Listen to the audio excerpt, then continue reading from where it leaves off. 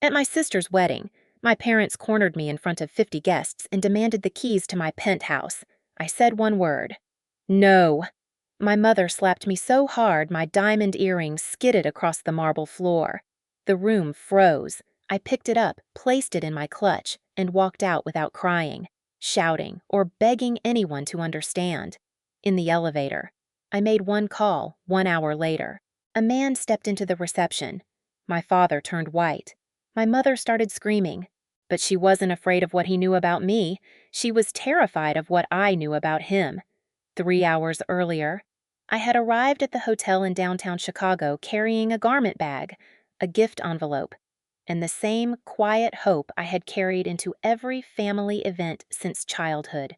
Maybe today would be different. My name is Diva Bennett. I was 36, unmarried, and a vice president in international business development. At work, people trusted me with decisions worth tens of millions of dollars. At home, my mother still looked at me like I had somehow missed the point of being a woman. She found me near the ballroom entrance while I was checking the seating cards. Her eyes moved over my navy silk dress, my heels, and the diamond earrings I had bought after closing my first major overseas deal. "You look like you're headed to a board meeting," she said. "Couldn't you wear something softer for Ashley?" "Not for the wedding. For Ashley." That was how my mother, Linda, measured everything. My younger sister was 29, beautiful, warm when people were watching, and exactly the kind of daughter my parents knew how to praise. She had chosen white roses, gold candles, and a small reception with 50 guests. I had quietly paid about $50,000 toward it, including several vendor payments Ashley had said were becoming overwhelming. No one mentioned that. My father, Robert, walked past us with a clipboard tucked under his arm.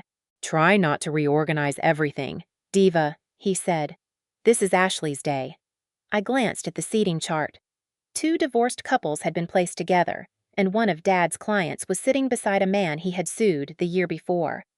"I'm only fixing the obvious problems."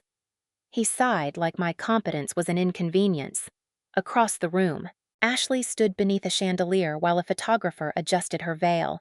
Mom touched her cheek and whispered, "Perfect." I had spent most of my life watching that tenderness from a few feet away. My phone buzzed. A photo filled the screen. Morning light poured through the windows of my penthouse, turning the hardwood floors gold. My assistant had written, "Your place looks peaceful without you." Inside my clutch, my fingers brushed the key. It was attached to a plain silver ring, the same one the realtor had handed me the day I bought the apartment with my own money, my sanctuary, my proof. Then I heard Mom laughing with a guest. "Ashley is the daughter who gave us everything we ever wanted." I looked down at the key in my hand and understood something I had avoided for years. In their version of the family, there had never been room for 2 daughters, and before that night ended, they were going to prove exactly what they believed I was there for. By late afternoon, the ballroom had filled with perfume, champagne, and the soft clink of silverware being set for dinner. I was adjusting a place card when Aunt Susan leaned over my shoulder. "So, Diva," she said, smiling too brightly. "How is that little apartment of yours?" "It's a penthouse." She laughed like I had delivered the punchline for her. Uncle Thomas joined in. "A whole penthouse for one woman. What do you even do with all that space?" Before I could answer, Ashley drifted toward us in her wedding gown. "She makes everything sound bigger than it is," she said. "You know Diva."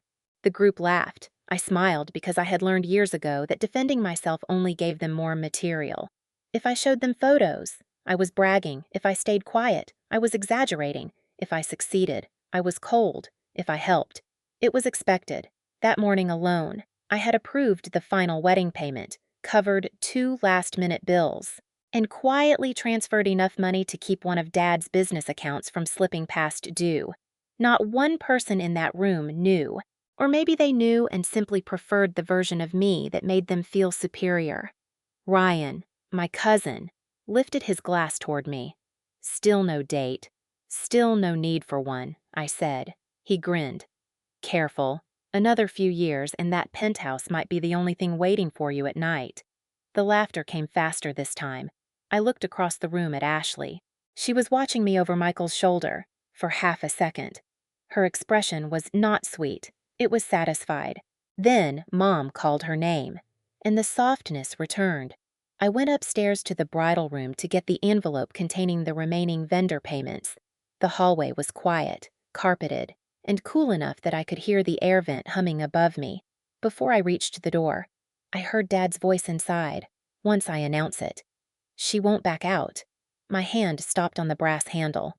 Mom answered. Not in front of 50 people. She cares too much about looking composed. My stomach tightened. Dad lowered his voice. We'll say the penthouse is her gift to Ashley and Michael. Then you ask for the keys. Once she hands them over, we'll deal with the paperwork later. For a moment, I could hear only my own breathing. Then Mom said, What does Diva need that place for anyway? She has no husband, no children. All those rooms are going to waste. A floorboard creaked inside. Ashley spoke next.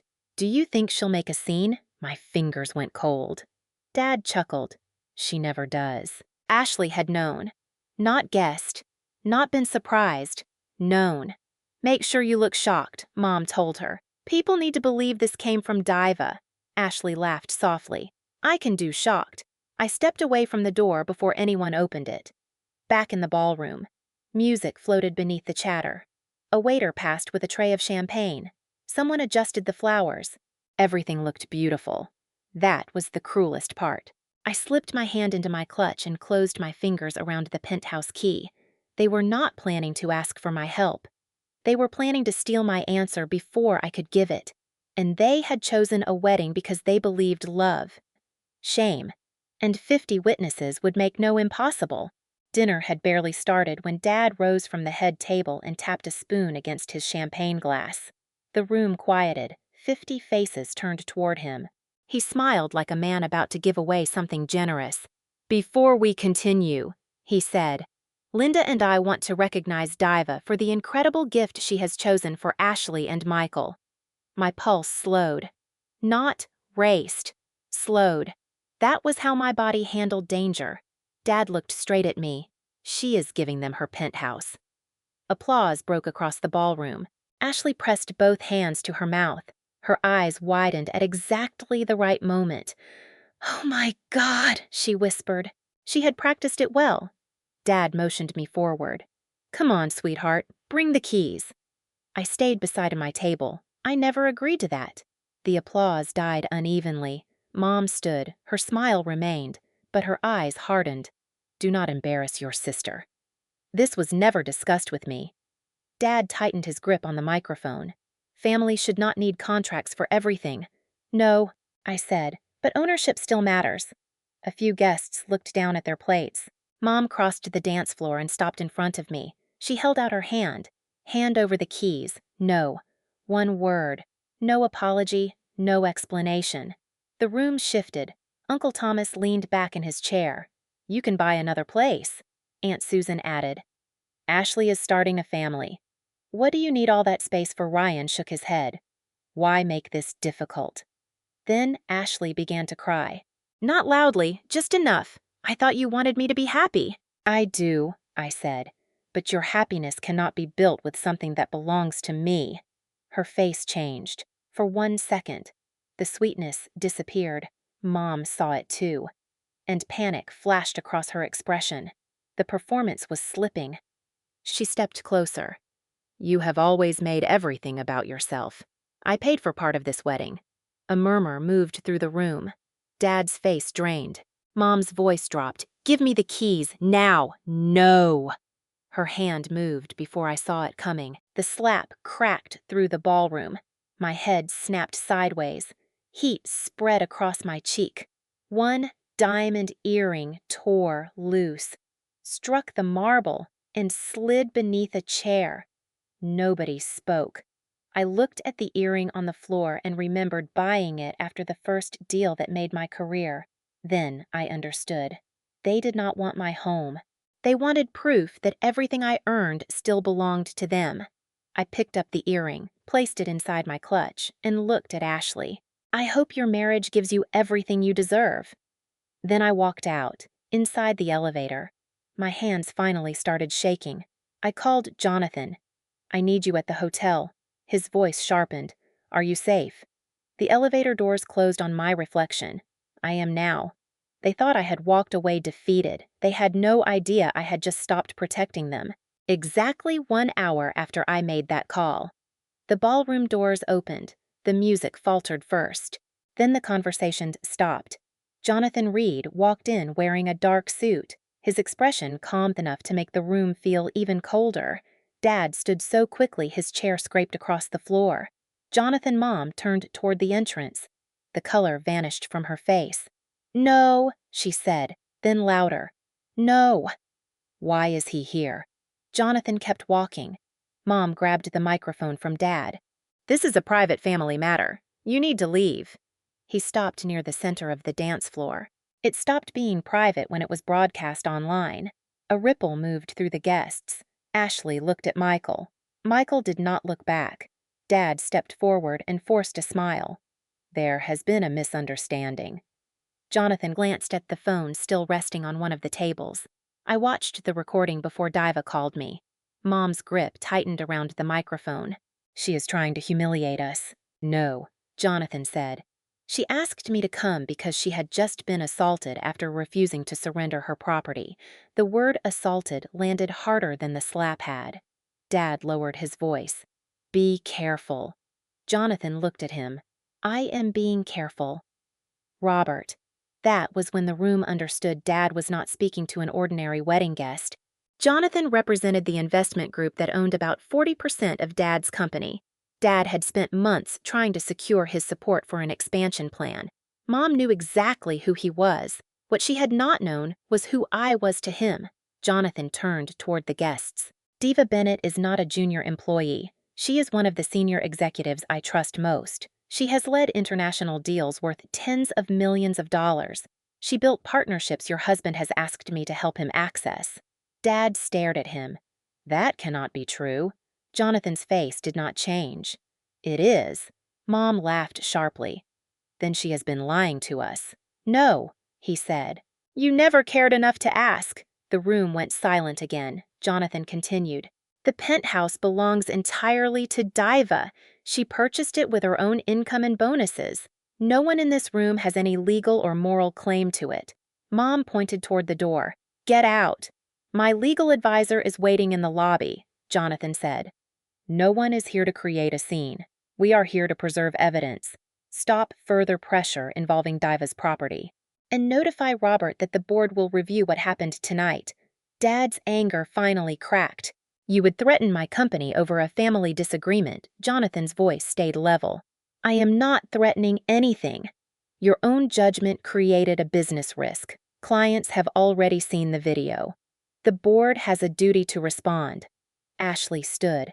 This was supposed to be my wedding. Jonathan looked at her. It still is. Your sister saying no did not ruin it. What happened after she said no did? Mom started shouting again. She planned this. She called you because she wanted revenge. Jonathan took out his phone. No. She called me after the video was already circulating. Dad reached for the microphone. Call her.